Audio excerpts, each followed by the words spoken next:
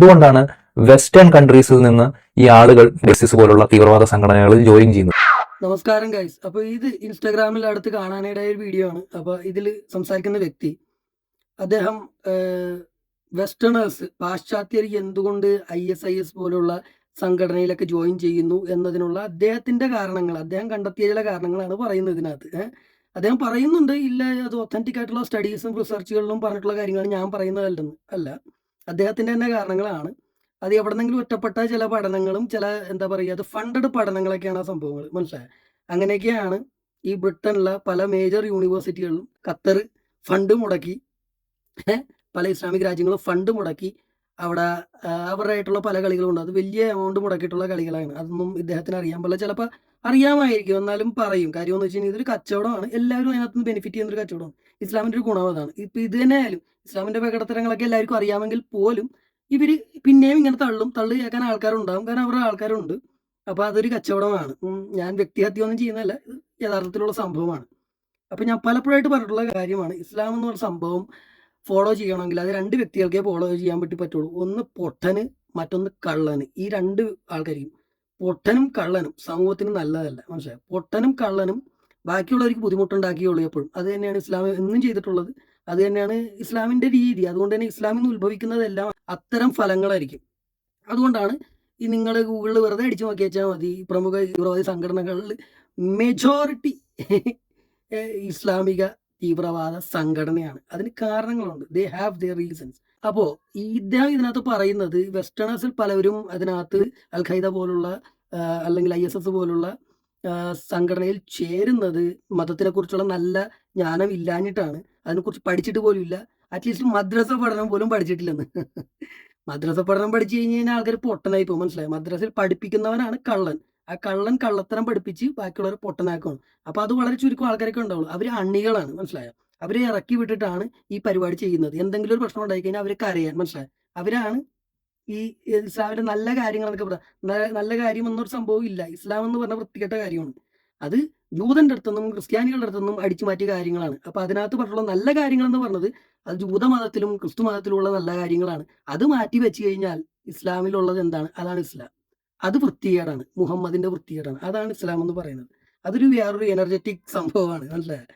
അതാണ് ഇസ്ലാമിന്റെ പാത എന്ന് പറയുന്നത്. അതുകൊണ്ടാണ് ഞാൻ നേരത്തെ പറഞ്ഞത്, ഇസ്ലാമിൽ നിന്ന് ഉത്ഭവിക്കുന്ന ഫലങ്ങളെല്ലാം വൃത്തികെട്ട ഫലങ്ങളായിരിക്കും. ഈ മുസ്ലിങ്ങൾ ഒരുമിച്ച് നിൽക്കുന്നു എന്ന് പറഞ്ഞ്, മുസ്ലിങ്ങളുടെ ഇടയിലുള്ള ഒരുമ എന്ന് പറഞ്ഞാൽ അവർ തമ്മിലുള്ള സ്നേഹമല്ല, പുറത്തുള്ള ആൾക്കാരോടുള്ള വിദ്വേഷമാണ് അവർ തമ്മിൽ ഒന്നിപ്പിച്ച് നിർത്തുന്നത്. അവന്മാരോട് അടിക്കാനായിട്ട് നമ്മൾ കൂടെ നിന്നേ പറ്റൂ എന്നുള്ളതിന്റെ സംഭവമാണ്, അല്ലേ.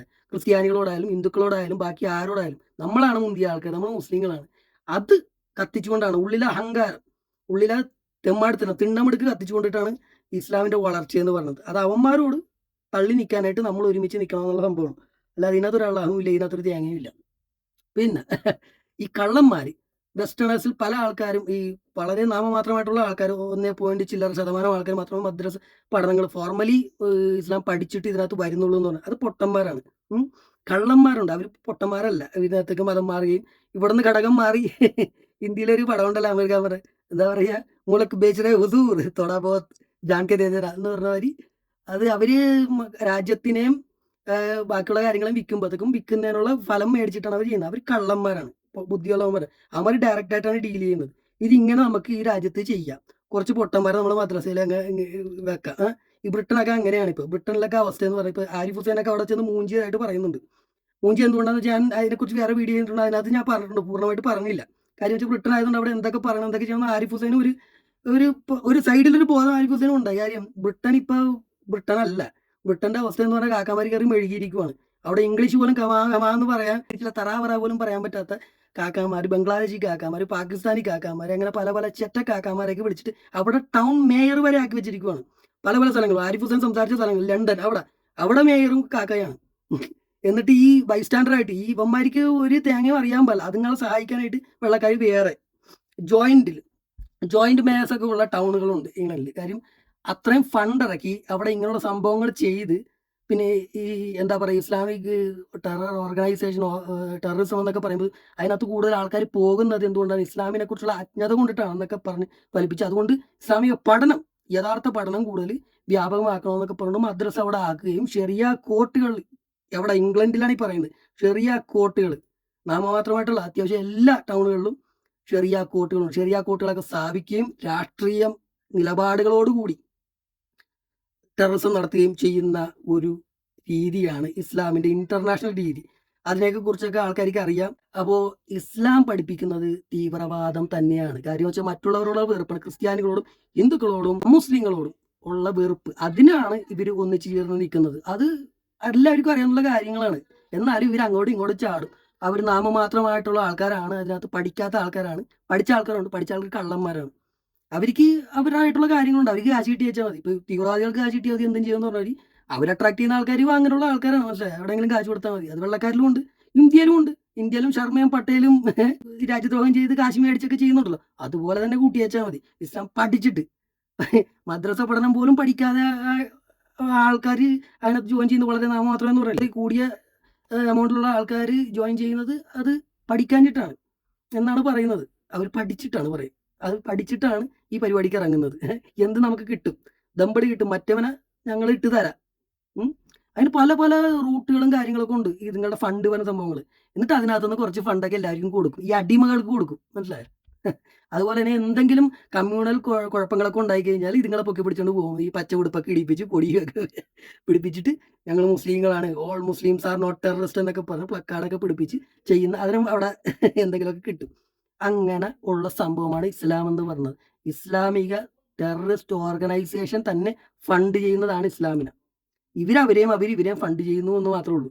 ഇവരിങ്ങനെ പറയുന്നു, ഇങ്ങനെ ഞങ്ങൾ സാധുക്കളാണ്, അതാണ് ഇതാണ്. പിന്നെ നാട്ടിൽ കിടക്കണ മുസ്ലിങ്ങൾ കുറച്ച് വേർതിരിച്ച് കാണാനും അത്യാവശ്യം നല്ല സെൻസോടുകൂടി സംസാരിക്കാനൊക്കെ പറ്റുന്നത്, ഞാൻ വീണ്ടും റിപ്പീറ്റ് ചെയ്യുന്നത്, അത് ഇവന്മാരുടെ ഗുണമല്ല, നിന്റെ ഇസ്ലാമിന്റെ ഗുണമല്ല, അത് ഞങ്ങളുടെ ഇടയിൽ കിടക്കുന്നതുകൊണ്ടിട്ടാണ്, അമുസ്ലിങ്ങളുടെ ഇടയിൽ കിടക്കുന്നതുകൊണ്ടാണ്. ഏത്തിസ്റ്റുകളുടെയും ക്രിസ്ത്യാനികളുടെയും ഹിന്ദുക്കളുടെയും ബാക്കി ആരെ കൊണ്ടോ അവരുടെയൊക്കെ കൂടെ കിടക്കുന്നതുകൊണ്ടിട്ടാണ് ഇയൊക്കെ മിണ്ടാണ്ടിരിക്കുന്നത്. എന്നിട്ട് ഞങ്ങൾ ബാക്കിയുള്ളവരോട് സൈലന്റ് വാർ നടത്തണമെന്നാണ് ഇയൊക്കെ. അതിനെയാണ് വർഗീയത എന്ന് പറഞ്ഞത്. അതിനെയാണ് ഞങ്ങൾ ചൂണ്ടിക്കാണിക്കുന്നത്, മനസ്സിലായ? അതിനെയാണ് ചൂണ്ടിക്കാണിക്കുന്നത്. അപ്പൊ ചൂണ്ടിക്കാണിക്കുന്നത് ഇയൊക്കെ എന്ത് പറയും? ഇത് പറയും വർഗീയവാദി എന്നൊക്കെ പറഞ്ഞ് ബാക്കിയുള്ളവരെ മുദ്ര കുത്തും.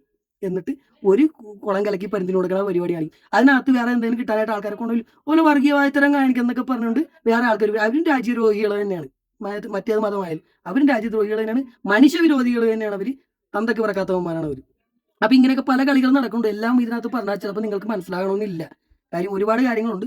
ചോദിച്ചാൽ ചോദിക്കുന്ന അനുസരിച്ച് ഞാൻ മറുപടി തരാവുന്നതാണ്. അപ്പൊ ഈ ജെന്റിൽമാൻ ഒന്ന് അറിഞ്ഞിരിക്കാൻ വേണ്ടി പറയുകയാണ്, ഇസ്ലാമിന് വെള്ള പൂശിയിട്ടൊന്നും കാര്യമില്ല. ഇസ്ലാം അതാണ്.